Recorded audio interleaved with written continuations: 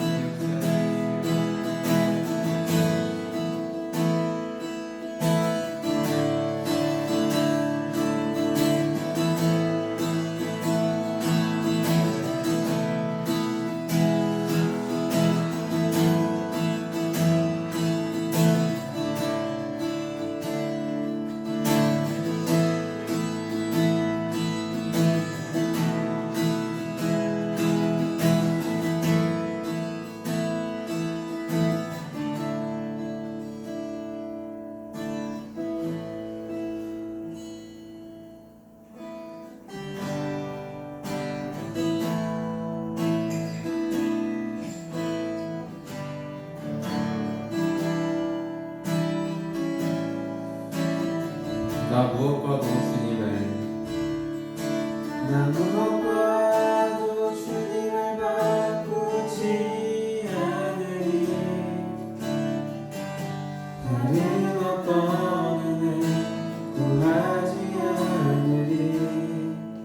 오직 주님만이 내 삶의 도움이시니 주의 얼굴 보기 원합니다. 다시 고백하시겠습니다. 나 무엇과도 주님을 바꾸지 않으리. 다른 어떤 은혜 구하지 않으리. 오직 주님만이 내 삶의 도움이시니 주의 얼굴 보기 원합니다. 주님 사랑해요. 주님 사랑해요. 온 마음과 정성 다해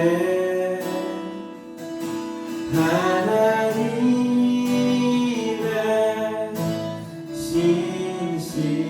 신실한 친구 되기 원합니다. 우리 처음부터 찬양하시겠습니다. 나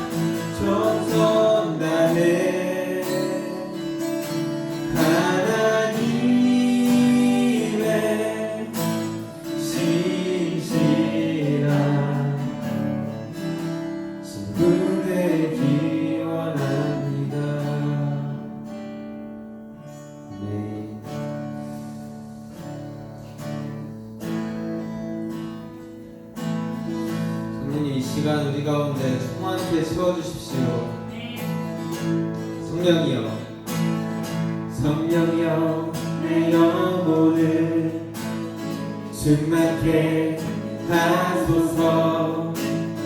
내 속에 강물이 넘쳐나게. 성령이여 내 영혼을 성령이여 내 영혼을 충만케 하소서. 내 속에 강물이 넘쳐나게. 오 성령 하나님 오 성령 하나님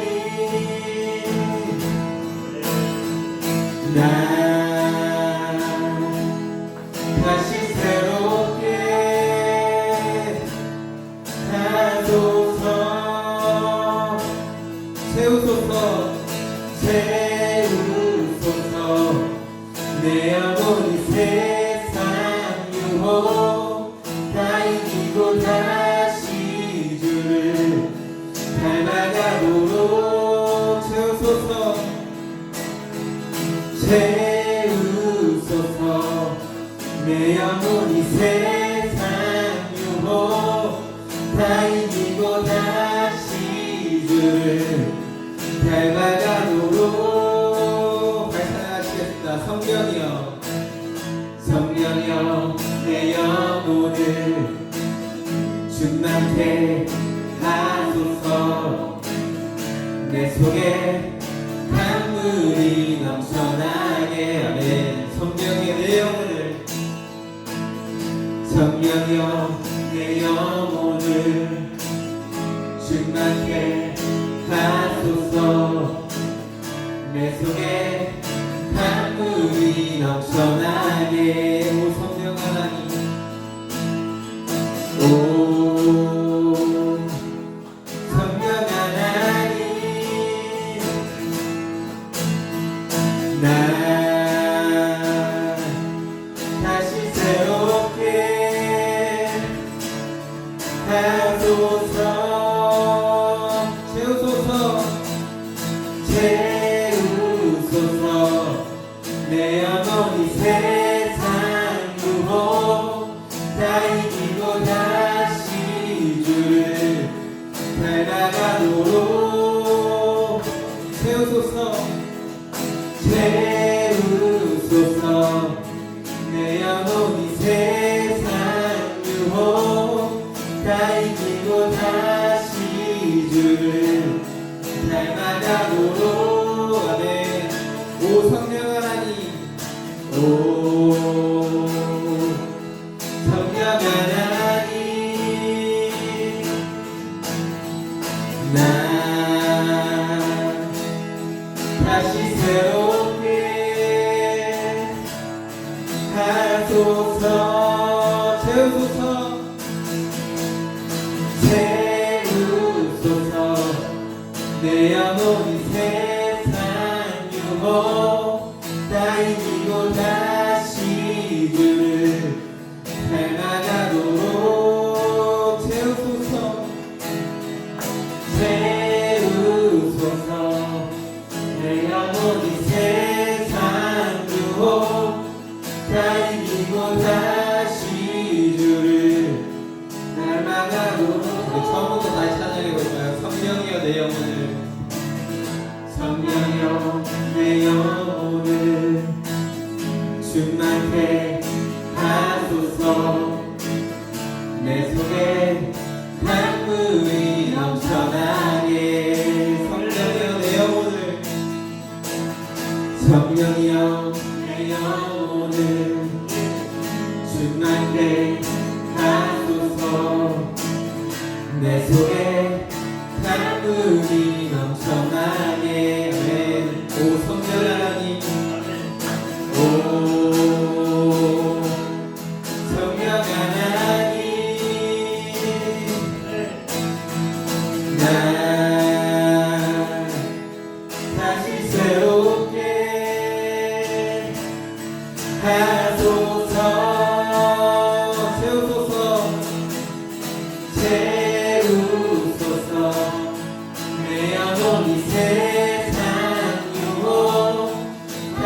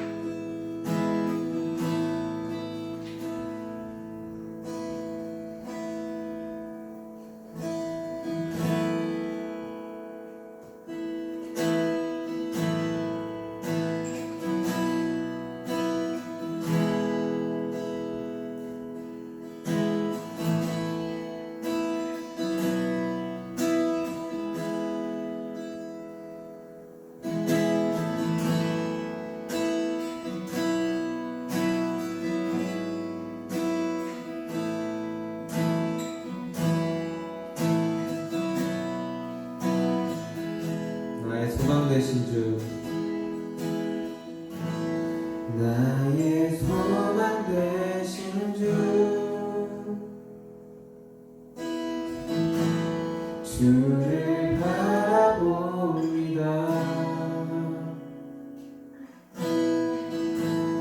다시 오실 나의 왕 예수, 주를 기다립니다. 나의 소망 되신 주, 나의 소망 되신 주, 주를 바라봅니다.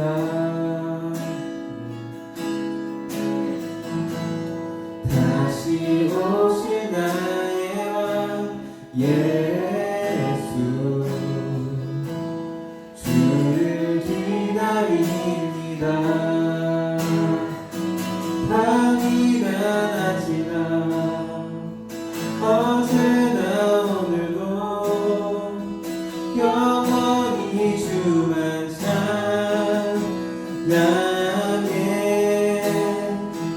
괴롭고 슬플 때 난망하여 넘어져도 언제나 주만 찬양하겠네. 아멘. 나의 소망 되신 주, 나의 소망 되신 주, 주를 바라봅니다.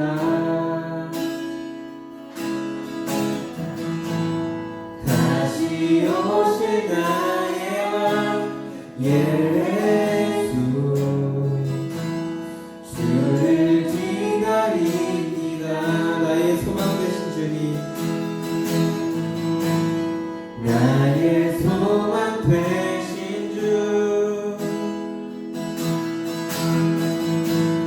주를 바라봅니다. 다시 오실 나의 왕 예수, 주를 기다립니다. 밤이나 낮이나 밤이나 낮이나 어제나 오늘도 영원히 주만 찬양해. 괴롭고 슬플 때 난망하여 넘어져도 언제나 주만 찬양하겠네. 밤이나 낮이나 밤이나 낮이나 어제나 오늘도 영원히 주만 찬양해. 괴롭고 슬플 때 난망하여 넘어져도 언제나 주만 찬양하겠네. 밤이나 낮이나 밤이나 낮이나 어제나 오늘도 영원히 주만 찬양해. 괴롭고 슬플 때 난망하여 넘어져도 언제나 주만 찬양하겠네. 나의 소망 되신 주, 나의 소망 되신 주,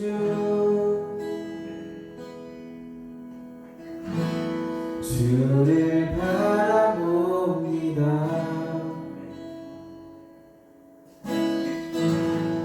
다시 오실 나의 왕 예수, 주를 기다립니다.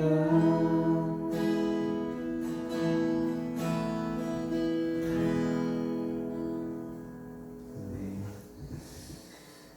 같이 기도하시겠습니다.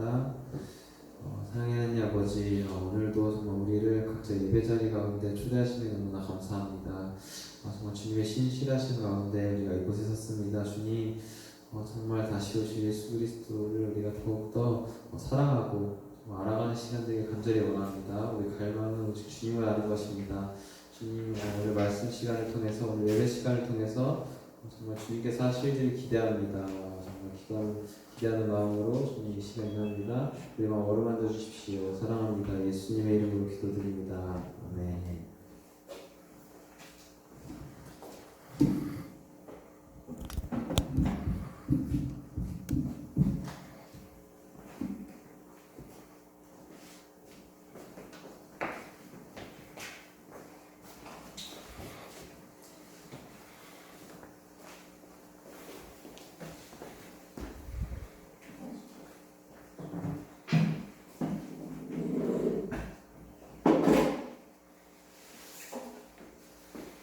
네, 할렐루야. 여러분들 잘 한 주 동안 지내셨죠? 네, 반갑습니다. 소리가 안 나요? 아까 어떤 홍이가 잘 지냈어요? 아이고 오랜만에 우리 좋네요, 홍이기. 네, 이순자님, 네. 모두 반갑습니다. 한 주 동안 잘 지내셨어요? 우리 직장에서 일하시는 분들 많이 힘들죠? 네, 많이 힘드신 것 같아요. 또 많이 좀 지칠 때고 1년 중 이때가 가장 필요할 때인데 이 위기를 또 우리 속사람 영이 강해져서 여러분 가운데 하나님이 주시는 복들을 놓치지 않고 받아내는 우리 YDP 미니스트리 지체 여러분 되기를 예수님의 이름으로 축복합니다. 네, 여러분들 오늘 제가 믿음으로 금을 던져라는 주제로 누가복음 5장 말씀 같이 함께 볼 텐데, 이번 주 아시죠? 우리 가을 수련회 우리 YDP 미니스트리는 1년에 한 번씩 또 이제 수련회를 갔었는데, 이번에는 오늘 본문 말씀이 나오겠지만 예수님이 배를 띄워서 이제 선상 설교를 하시는데, 우리가 실제로 배를 좀 빌려서 바다에 띄워가지고 이제 지금 제철이 쭈꾸미래요. 그래서 쭈꾸미를 잡으러 이제 금요일 밤이면 보령 앞바다로 갈 텐데 기대되시죠? 네. 그날만 기다리고 있다라고 이 윤정이가 아까 얘기하더라고요. 사장님 그날만 금요일만 기다리고 있습니다. 여러분 기대하셔도 좋습니다. 예, 이번에는 정말 근데 제가 이렇게 어떤 이벤트나 수련회를 할 때 여러분들 기억나시죠? 처음에는 우리 낙하산을 탔고 패러글라이딩, 두 번째는 짚라인을 유격 훈련을 했고, 또 이번에는 이제 배를 통해서 물고기를 잡을 텐데, 다 영적인 의미가 있다는 거 아시죠? 그냥 재밌고 놀고 스트레스 풀려고 하는 것도 있지만은 그 안에 숨겨져 있는, 그리고 하나님께서 지금 우리 공동체에게 꼭 필요하시는 것들을 상징적인 의미를 더해서 이제 체험하면서 믿음이 과연 관념만으로 되는 것이 아니라 정말 우리 삶의 실제가 될 수 있도록 수련을 통해서 우리 한 단계 믿음을 이제는 업그레이드 시켜야 되는 시점에 와 있습니다. 기존에 우리가 갖고 있던 신앙관념, 그리고 우리가 젖어있던 신앙생활, 모든 종교적인 형식이 이제는 뛰어넘어서, 그 패턴들을 뛰어넘어서 언제 어디서든 하나님과 소통하며 친밀함을 유지할 수 있도록 우리 여러분 영적인 어떻게 보면 도약이 필요한 시점이에요. 지금과 같은, 이전과 같은 삶의 영적인 방식으로는 앞으로 우리가 맞이하게 될 세상은 그렇게 녹록지 않습니다. 점점 크리스찬에 대한 인식과 또 믿음 생활하기 더 어려워지고 있는데, 기존의 삶의 영적인 스타일로는 뛰어넘을 수가 없습니다. 그래서 우리가 이제 한 단계 더 도약하고 영적으로 계급장을 하나 더 달기 위해선 그만큼 훈련이 필요하죠. 그래서 그런 차원에서 오늘 믿음으로 금을 던져라는 주제로 누가복음 말씀을 같이 읽을 때 정말 각자 하나님이 이 메시지를 통해서 지금 요구하시는 게 뭔지를 캐치하시고 은혜 받는 시간이 되었으면 좋겠습니다. 네, 오늘 말씀 읽겠습니다. 누가복음 1장 5장 1절 무리가 몰려와서 하나님의 말씀을 들을새 예수는 게네사렛 호숫가에 서서 호숫가에서 배 두 척이 있는 것을 보시니 어부들은 배에서 나와서 그물을 씻은지라. 예수께서 한 배에 오르시니 그 배는 시몬의 배라.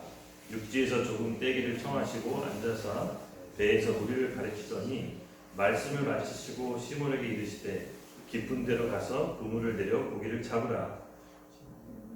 시몬이 대답하여 이르시되 선생님 우리 등이 밤에 새도록 수고하였을 때 잡은 것이 없지만은 말씀에 의지하여 내가 그물을 내리리라 하고 그렇게 하니 고기를 잡는 것이 심히 많아 그물이 찢어지는지라. 이에 다른 배에 있는 동무들에게 손짓하여 와서 도와달라 하니 그들이 와서 두 배의 체험에 잠기게 되었더라. 시몬 베드로가 이를 보고 예수의 무릎 아래 엎드려 이르되 주여 나를 떠나소서 나는 죄인이소이다 하니 이는 자기 및 자기와 함께 있는 모든 사람이 고기 잡힌 것으로 말미암아 놀라고 세베대의 아들로서 시몬의 동업자인 야고보와 요한도 놀랐습니다. 예수께서 시몬에게 이르시되 무서워하지 말라. 이제 후로는 내가 사람을 취하리니 하시니 그들이 배들을 육지에 대고 모든 것을 버려두고 예수를 따르니라. 아멘. 여러분 이 장면을 딱 읽었을 때 본문 말씀 읽었을 때 이 장면이 딱 머릿속에 연상이 되죠. 참 영화 같은 장면인 것 같아요. 예수님이 어떤 사람을 선택할 때 의도적으로 그 상황을 만든다는 느낌 받지 않으셨어요? 이 본문 말씀 읽고 저는 약간 이 본문 말씀 읽을 때 어떤 사람을 선택할 때 그 상황을 의도적으로 좀 만드시는 것 같다라는 느낌을 좀 받았어요. 본문 말씀은. 왜냐면 이런 비슷한 상황이 예수님이 또 다른 복음서 요한복음 복음서에 있거든요. 여러분 혹시 그 사마리아 여인 수가성 우물의 여인 얘기 아시죠? 그때도 예수님이 굳이 가야 될 곳이 아닌데 들려서 수가성 그때 마침 물길로 오는 여인을 만나서 그 여인의 영적인 궁금함 그리고 그 예배에 대해서 질문했을 때 예수님이 엉뚱한 말씀을 하세요. 네 남편 불러오라. 그랬더니 그 여인이 깜짝 놀랐죠. 왜냐면 남편이 한 5명이니까. 그랬더니 예수님이 그 사실을 정확히 말씀하시더니 그 여인이 예수님께 내가 보니까 예언자소리다라고 이렇게 놀랍니다. 그리고 나서 예수님께서 그 영적인 갈급, 궁금함에 대해서 예수님이 얘기하시죠. 바로 이곳에서도 아니, 바로 예루살렘도 아닌 찬양과 진정으로 하나님께 예배드릴 날이 올 텐데 바로 지금이 그때다라고 얘기합니다. 그때 수가성 여인이 바로 물동이를 내려놓고 지금하고 비슷해요. 약간 본문하고 내려놓고 마을로 들어가서 바로 자기가 구원자 메시아를 봤다라고 복음 전도자의 삶으로 마을 사람 전체를 구원하기 이르릅니다. 어떻게 보면 굳이 그곳에 갈 일이 없었는데 예수님께서 꼭 그곳에 가서 상황적으로 그 여인과 컨택해서 그 여인에게 복음 메시지를 전하고 그 여인이 마을 사람들을 구원하는 통로로 쓰시죠. 마찬가지로 지금 이 장면에서는 베드로한테 찾아가시는 방법이 약간 예수님이 상황을 연출해요. 굳이 그럴 필요 없을 것 같은데 상황을 연출해서 베드로에게 어떤 계기를 마련하시고 사람 낳는 놈으로 사명을 주시는 그런 장면입니다. 네, 크게 우리 이 본문 말씀을 통해서 4가지 등식을 발견할 수 있는데 예수님의 말씀을 들음, 그리고 믿음으로 순종, 3번째 회개, 그리고 4번째 사명, 이렇게 4가지 등식이 말씀 전체에 흐른다는 것을 볼 수가 있습니다. 앞에 9절 좀 보여주시겠어요? 1절. 결국은 오늘 그 누가복음 말씀을 통해서 누가가 전하고자 하는 어떻게 보면 메시지는 바로 믿음과 순종, 그에 따른 사명이라는 것을 좀 나타내 보려고 합니다.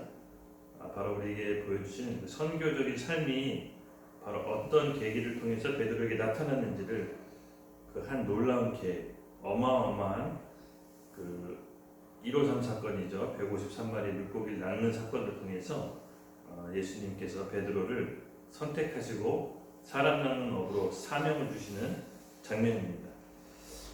사건의 배경이 1절부터 3절 잘 살펴보면요, 무리 가운데 이렇게 예수님께서 하나님 말씀을 이렇게 전하고 있었습니다.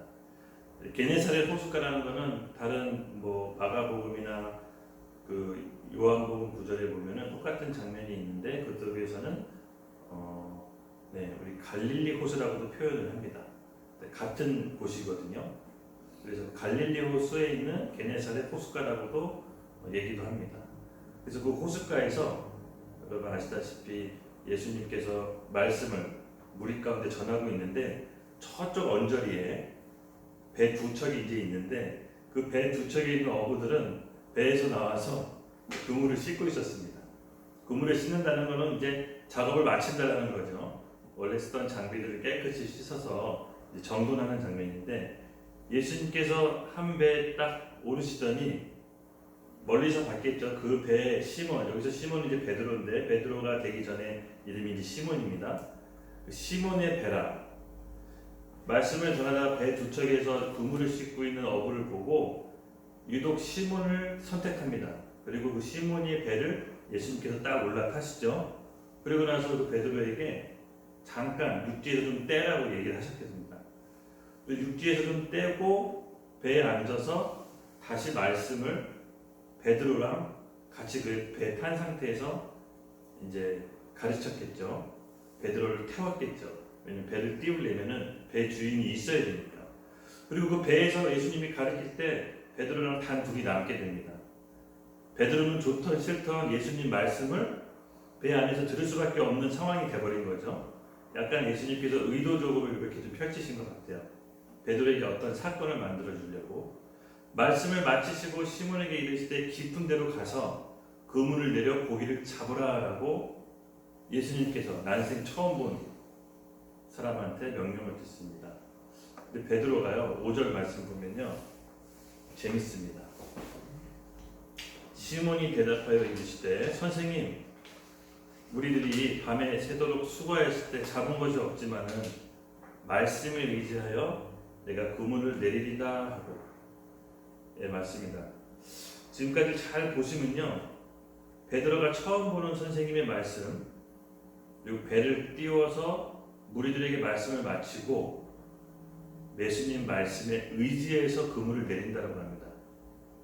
여러분, 그 작업을 다 마치고 그물을 씻는 사람이 갑자기 난데없이 사람이 와서 배를 띄워서 다시 깊은 데 가서 그물을 던지라고 했을 때 그냥 이 성경 구조만 있을 때 뭐 그런가 보다 하고 있는데 사실 그런 장면이 아닙니다. 제가 가만히 보니까요, 우리 그 식당에서도 영업 다 5시 마감 전에 장비 닦고 씻고 뭐 이렇게 마감 준비를 하잖아요.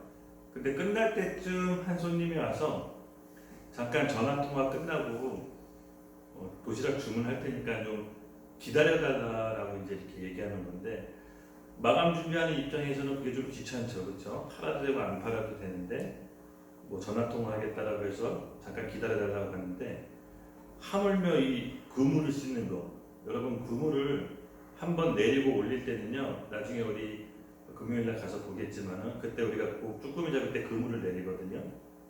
그 낚싯대로 이제 잡는다고 하는데 그물을 내리는 것도 한번 볼 수 있었으면 좋겠어요, 배들이.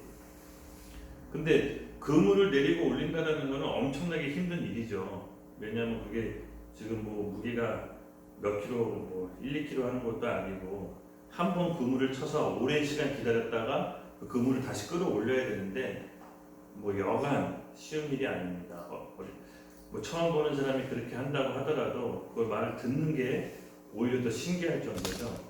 그런데 어찌된 영문인지 베드로가 예수님의 말씀, 그 배에 탄 말씀을 듣고 자기 생각을 바꾸죠.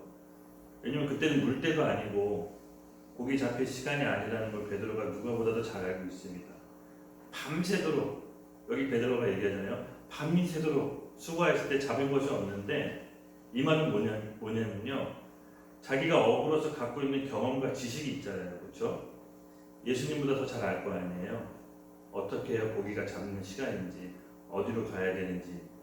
근데 중요한 건 뭐냐면 자기 경험과 지식을 일단 내려놓고 예수님이 선상 배에서 하신 말씀을, 그 말씀이 정확히 어떤 말씀인지는 성경에 나오지 않아요. 오늘 본문에. 내가 다른 복음서, 마가복음이나 요한복음 찾아봤는데 역시 나오지 않더라고요. 중요한 것은 예수님께서 하신 배에서 그 말씀, 가르치는 말씀을 듣고 베드로가 생각을 바꾸죠. 자기가 갖고 있는 경험, 이론, 지식을 내려놓고 말씀에 의지해 내가 그물을 내린다라고 합니다. 네, 쉬운 일이 아닙니다, 여러분. 그렇게 하니 6절에 뭐라고 나와 있습니까? 고기 잡은 것이 심이 많아 그물이 찢어지는지라. 찢어질 정도로 많이 그물이 고기가 가득 채워집니다.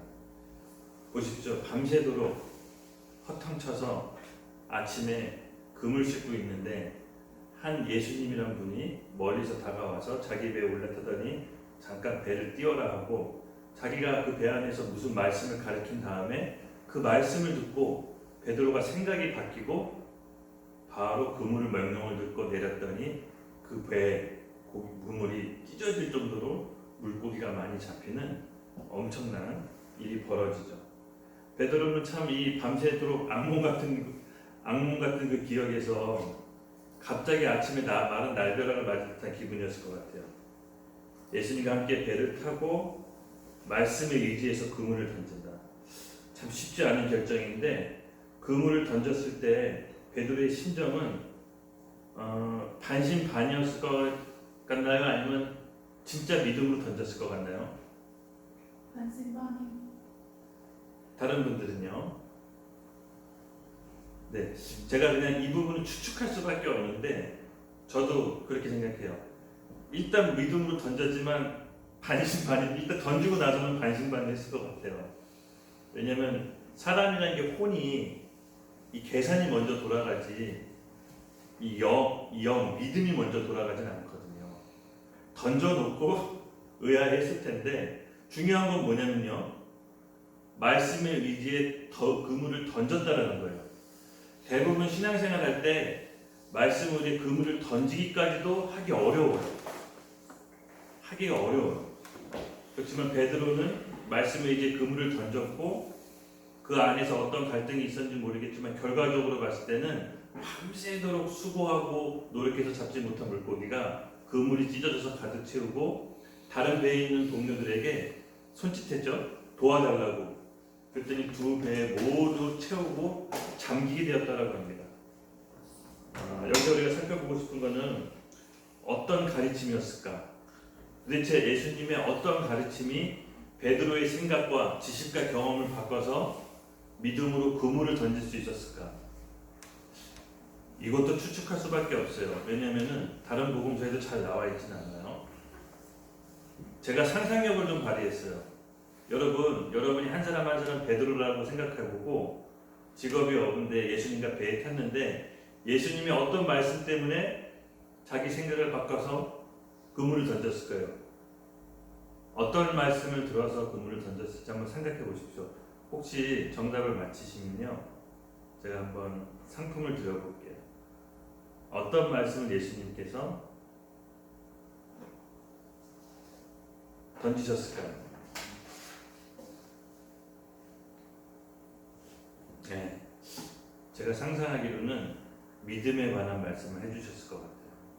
믿음, 현실을 바라보는 게 아니라 현실을 생각하는 게 아니라 바로 보이지 않는 세계를 보이는 세계로 끌어당기는 그 믿음의 능력의 말씀. 그 믿음을 부렸을 때 내 현실로 어떤 결과가 나오는지를 예수님이 베드로에게 가르쳐주고 싶었던 것 같습니다. 바로 예수님은 믿음에 관한 말씀을 했을 거라고 제가 상상을 해봤습니다. 여러분, 믿음은 어떻게 난다 그랬죠? 그 다음 구절의 메시지를 보면은 로마서 10장 7절에 우리가 익히 알고 있는 말씀입니다. 네. 믿음은 들으면서 나고 그 들음은 그리스도의 말씀이니라 라고 나와 있습니다. 로마서 10장 17절인데요. PPT에는 빠진 것 같습니다. 네. 베드로가 배 위에서 예수님의 가르침을 듣고 그의 심령에 믿음이 들어온 거죠. 그물을 던졌을 때 저 사람이 누군지는 모르지만 저 사람 말을 믿고 내가 믿음으로 그물을 던졌을 때 어떤 내 삶의 변화가 있을 거라는 전에 없던 믿음이 들어왔습니다. 즉 믿음은 들으면서 생깁니다. 우리 인간은 그렇게 창조되었습니다. 어떤 말을 듣건 그 영에 심겨지면요, 그 믿음이 내 안에서 영에서 작동하기 시작합니다. 좀 전에도 얘기했지만 인간은 보이는 세계와 보이지 않는 세계 둘을 연결시키는데 바로 보이지 않는 세계의 신령한 복들을 이 땅 가운데 나오는 결과로 끌어당기는 힘이 바로 이제 믿음인데 그 믿음을 베드로가 발휘한 거고 예수님이 베드로에게 그걸 알려주고 싶었던 것 같아요. 너가 고기 잡는 어부로서 지식과 경험이 있지만 내가 이 세상의 창조주야. 내가 이 세상에 바로 하나님이야라는 것을 베드로에게 알려주고 싶었던 거죠. 그때 그 말씀을 듣고 베드로는 믿음으로 그물을 던지고 그물이 찢어지도록 상상할 수 없는 물고기 어획량을 건져내게 됩니다. 예, 여러분 다른 복음서에 또 보면요 되게 간단하게 나와 있더라고요. 이 장면이 어떻게 나와 있냐면은 마가복음이나 요한복음 보면은 예수님이 지나가는데 두 어부를 보고 베드로 야고보 보고 나를 따르라 요만 하고 그 장면을 보면은 그물을 버리고 쫓은지라 뭐 이렇게 간단하게 한 줄로 나와 있어요. 근데 여러분 그물을 내려놓고 쫓는다는 게 쉽나요? 어부들한테 그물은 어떤 의미를 갖고 있습니까? 자기 현실적인 생계 수단이죠. 바로 현실적인 삶을 나타냅니다. 절대 놓을 수가 없는 거죠. 절대 놓을 수 없는 그 현실을 내려놓고 예수님의 제자로 따라간다는 것은 그 현실을 압도하기도 더 큰 뭔가가 믿음이 내 안에 들어와야지만 그런 일이 가능합니다. 안 그러면 완전 미친 사람이죠. 부자 청년 얘기 잘 들어서 알죠? 부자 청년이 모든 걸 다 율법을 지키고 선행을 지켰지만 결국은 자기가 갖고 있는 재산, 하나님보다 앞서 있던 그 무엇인가가 있다면은 결코 예수님을 따라갈 수 없었는데 어찌됐든 이 베드로는 자기가 갖고 있는 현실적인 것, 삶의 터전, 그리고 자기가 갖고 있는 돈줄, 이 그물, 절대 놓을 수 없는 그것을 내려놓고 예수님을 따라가게 됩니다. 그렇게 된 것은 뭐냐면은 그 안에 믿음이 생겼는데 말씀을 듣고 믿음이 생기고 그 믿음으로 반응에 순종했을 때 하늘에 있는 복들이 그 땅 가운데 풀어져서 전에 없던 어획량을 얻게 되는 거죠. 바로 현실이 바뀐다는 것을 알게 된 겁니다. 바로 믿음은 없는 것을 있는 것처럼 살 수가 있고 못 본 것을 보는 것처럼 살 수가 있고 듣지 못한 것을 듣는 것처럼 살 수 있고 강력한 하나님의 주신 우리의 무기인데 이 믿음을 발휘할 때가 여러분 삶의 계기에서 있기를 정말 예수님의 이름으로 축복합니다. 우리가 예수님을 만나고 구원받았잖아요. 근데 사명을 얻고 가기까지는 사실은 어떤 계기가 필요한 것 같아요. 예수님이 맞고 수많은 사람들이 교회 생활하고 신앙생활 잘하지만 그 사명에 따라 내 안에 하나님께서 정해놓으신 그 계획을 갈 때는 어떤 반드시 내 안에 주고 있는 내가 손에 꼭 놓고 놓지 못하는 그물을 내려놓는 계기가 필요합니다. 그러면요, 그러기 위해서는 오늘 베드로처럼 내 안에 어떤 강력한 믿음이 들어오고 그 현실적인 문제를 압도할 수 있을 만큼 엄청난 계기가 필요한데 물론 이 모든 사람들이 이런 계기를 겪고 사명을 따르는 건 아니지만 그 사람마다 무엇을 내려놓고 가야 되는지 내가 지금 무엇을 하나님보다 중요하게 생각하는지는 크고 작은 부분이 다 있을 겁니다. 바로 그물을 내려놓는다는 것은 바로 내 안에 있는 하나님보다 우선시하는 우상을 내려놓는 겁니다. 그럴 때 하나님이 우리 삶에서 역사가 일어날 수 있지 내가 세상적인 그물을 갖고 하나님 나라를 따라가는 사명을 함께 짊어지고 간다는 것은 불가능하다는 거죠. 그래서 우리 베드로가 오늘 보였던 것처럼 하나님 안에서 믿음으로 반응에 순종했을 때 주님께서 그에게 사명을 주시는 겁니다. 또 재밌는 거는요. 아까 좀 말씀 구절 다시 돌아가 볼게요.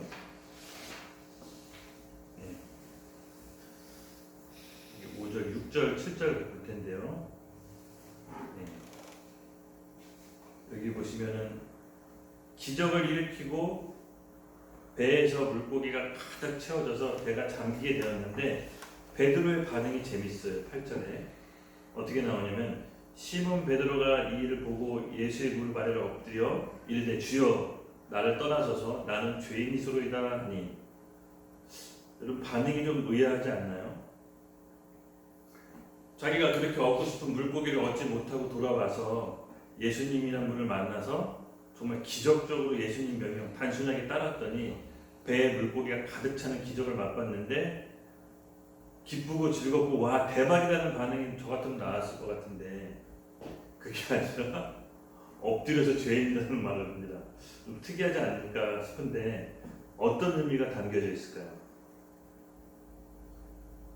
보통 내가 어떤 죄인이라고 인식했을 때는 그 상대가 하나님이라는 인식이 배경이 깔려 있습니다. 예수님을 단순히 어떤 스승으로 본 게 아니라 이 사건을 통해서 베드로는 살아계신 하나님으로 예수님을 바라봤던 겁니다. 그랬더니 대박이다. 와 이걸 어떻게 합니까? 이거 다 저 주시는 겁니까? 이런 반응이 아니라 매우 영적인 거죠. 베드로가 엎드려서 죄인이라고 얘기합니다. 즉 이분은 하나님이라는 걸 직감적으로 알고 있었던 거죠. 그래서 나왔던 반응이 나를 떠나가려고 합니다. 본인이 죄인이라는 걸 알고 하나님을 맞대면했다는 사실에 대해서 두렵게 떨리는 마음으로 엎드린 거죠.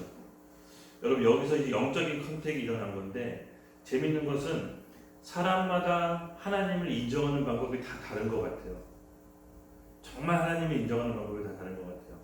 저는 꿈에서 그때도 한번 간증을 통해서 한번 얘기했지만 이 강력한 빛을 통해서 그것을 하나님인 걸 직시하고 제 눈이 너무 멀 것 같은 경험을 했거든요. 그리고 그 빛이 강력하게 나타날 때 주변에 엄청나게 큰 찬양단 합창단 소리를 듣고 귀가 고만이 터지는 줄 알았어요. 그렇게 엄청난 큰 합창단 소리 배경으로 나왔던 그 빛을 보고 제가 엎드려서 엉엉 울었는데 제가 꿈에서 했던 얘기가 살려달라는 얘기였습니다. 아 그리고 난 죽었다. 하나님인지를 직감적으로 알겠더라고요. 직감적으로. 근데 제가 하나님을 그렇게 대면했을 때 하나님이라는 걸 인식할 수 있었는데 예수님 또한 베드로를 이렇게 만났을 때 과정을 보면은 좀 재밌어요. 사람마다 다 컨택하는 게 다른 것 같아요. 엄청난 기적으로 물고기를 잡았더니 거기에 대한 반응으로 베드로는 엎드려서 죄인이다. 나를 떠나소서라고 얘기합니다. 그 사건이 베드로한테는 하나님인지를 알게 되는 계기가 된 거죠.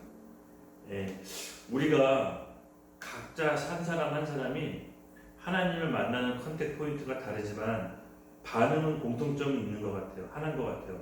바로 자기가 죄인이라는 인식. 제가 그 사람이 구원받은지는 알 수 없지만은 어떤 죄인이라는 인식이 없는 상태에서 신앙생활하고 구원받았다라고 하면 조금 위험한 것 같아요. 오히려 본인한테 좀 더 위험한 것 같습니다. 반드시 하나님을 대면하게 되면요. 첫 번째로는 죄에 대한 자각이 일어나고 거기에 대해서 회개가 동반됩니다. 이게 없이 구원받았다라는 것은 사실 조금 점검해 볼 필요가 있어요. 죄와 회개는 동시에 일어납니다. 그래서 하나님을 대면한 사람은 반드시 죄에 대한 회개가 일어납니다. 그리고 나서 하나님께서는 두 가지의 사명을 그 사람에게 주시는데 첫째, 복음을 전할 수 있는 일반적인 소명. 예수 믿는 사람은 모두는 복음을 전하는 일반적인 소명이 있어요.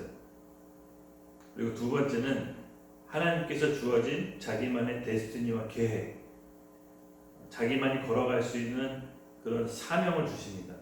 그게 어떤 것인지 몰라요. 어떤 사람은 일터 선교사의 모습으로 나올 수 있고, 어떤 사람은 목회자의 모습으로 나올 수 있고, 어떤 사람은 선교지로 가는 선교사의 모습으로 나올 수 있고, 각자 알 수 없지만 분명히 그 사람을 위한 계획과 사명이 있고, 모든 구원받은 사람은 복음을 전해야 되는 사명이 있는 겁니다. 이 두 가지 사명이 죄와 회개를 통해서 우리 가운데 주어지는 사명입니다.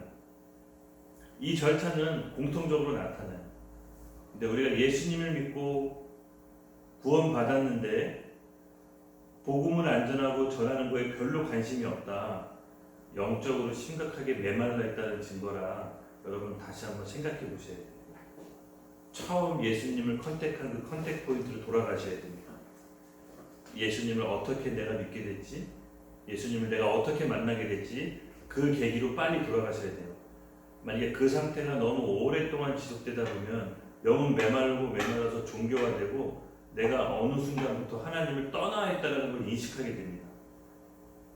전혀 복음에 대해서 감흥이 없고 전할 의지도 없고 전할 마음도 없는 상태.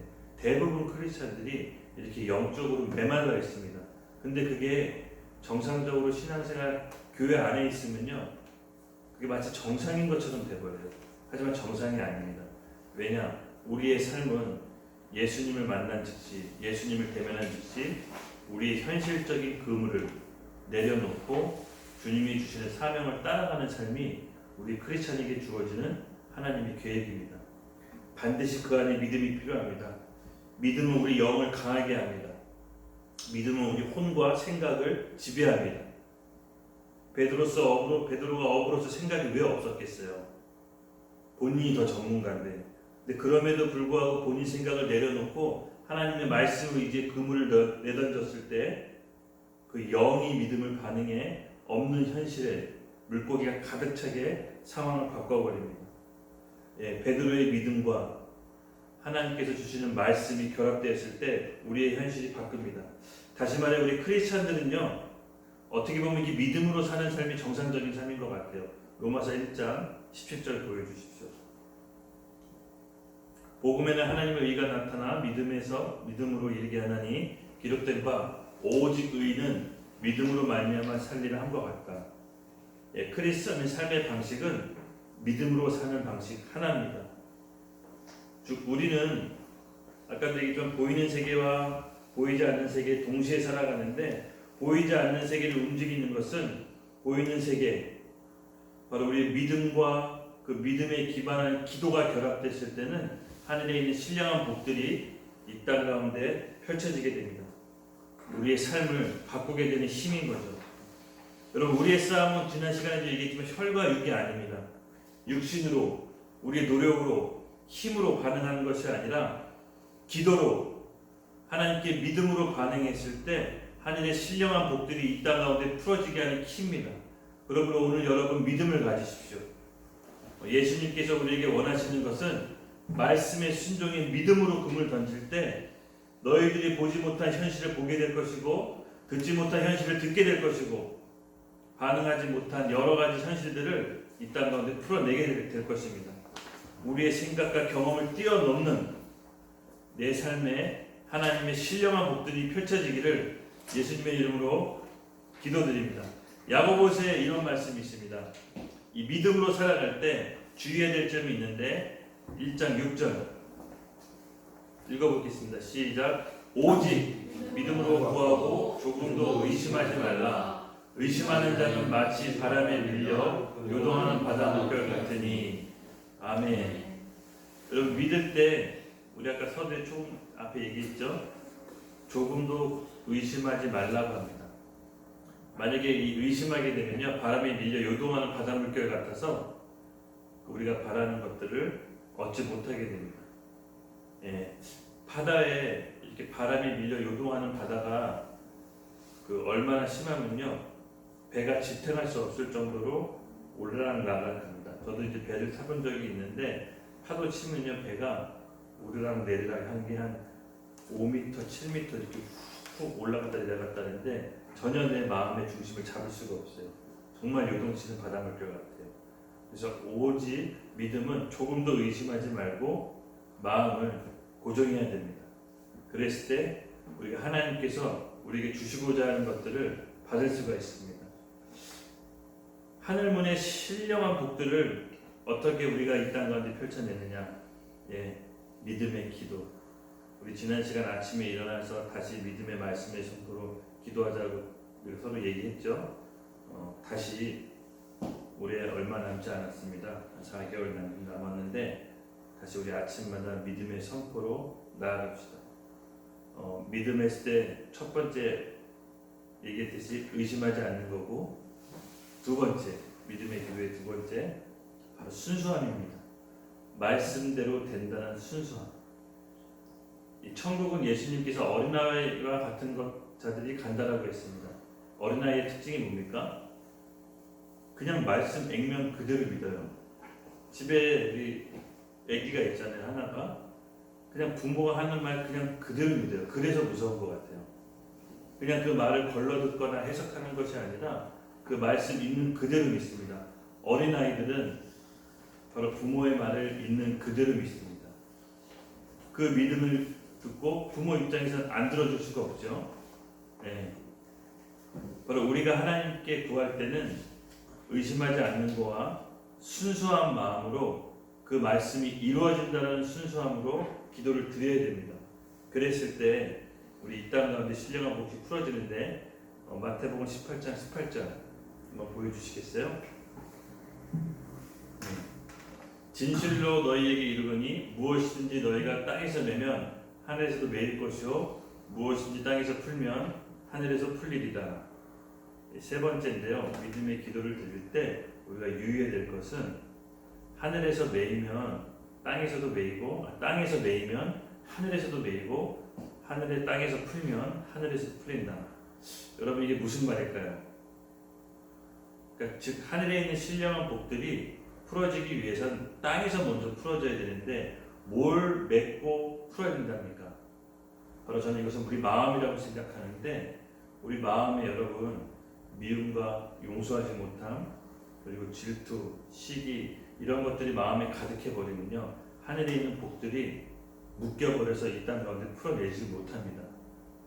그래서 이 마음을 부드럽게 하고 어린아이 같이 순전한 마음으로 말씀을 잘 받아서 순종하게 되면요 하늘에 있는 신령한 복들이 우리를 통해서 이 땅 가운데 풀어지게 하는 비밀인 것입니다.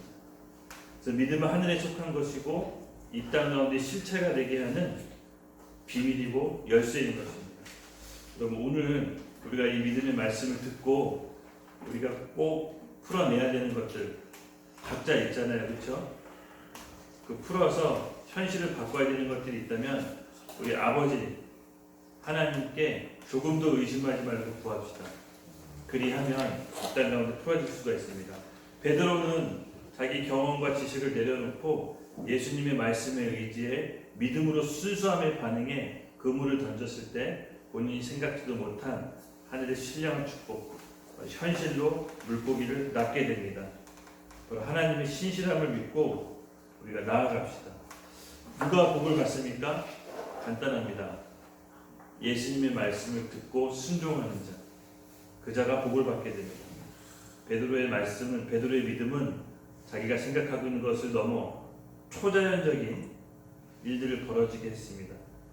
하나님께 대한 우리가 믿음에 반응했을 때 여러분 각자 어떤 일이 일어나는지를 오늘 올해 간증을 하나씩 가졌으면 좋겠어요. 이 말씀을 듣고 여러분들이 분명히 믿음으로 풀어내야 할 것들이 문제들이 한두 가지씩 있을 겁니다. 하나님께서 이 말씀을 해주신 이유가 있거든요. 바로 풀어내라는 겁니다.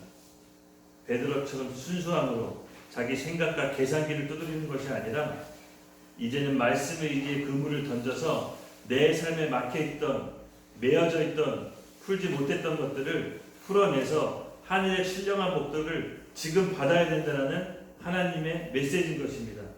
여러분 이것을 받는 사람들은 오늘 같이 기도할 때 자기 지금 현실적으로 풀어내야 된다는 게 있다면 우리 한 가지씩 서로 고백하면서 서로 하나님께 부르짖으면서 풀어냅시다.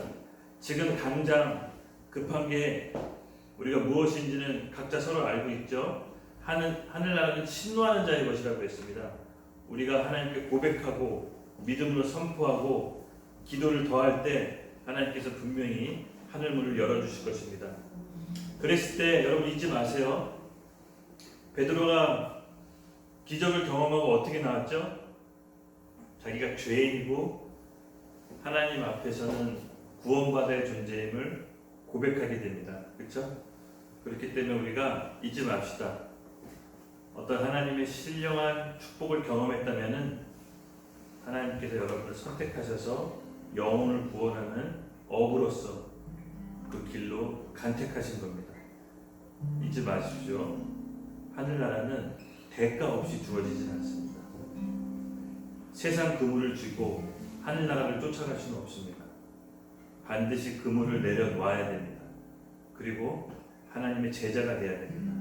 여러분, 한 번 사는 인생 어설프게 살지 말자고요.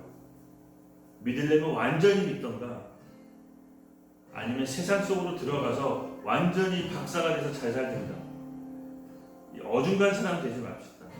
크리스찬들이 좀 안타까운 게 뭐냐면요, 믿음도 없는데 세상 실력도 없어가지고 이리 치이고 저리 튀어서 찌질해 있는 모습, 이게 제일 안타깝더라고요.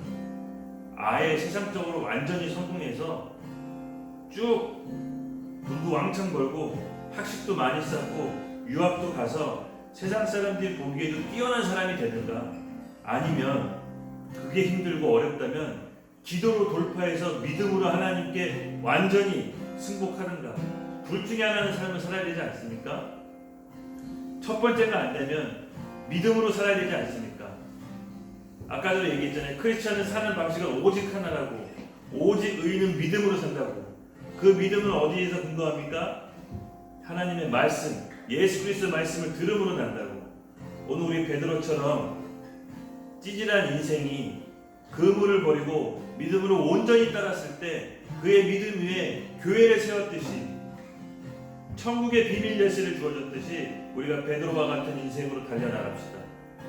첫 번째 기도 제목인데요, 여러분 지금 기도로 돌파해야 될 부분이 있다면 믿음으로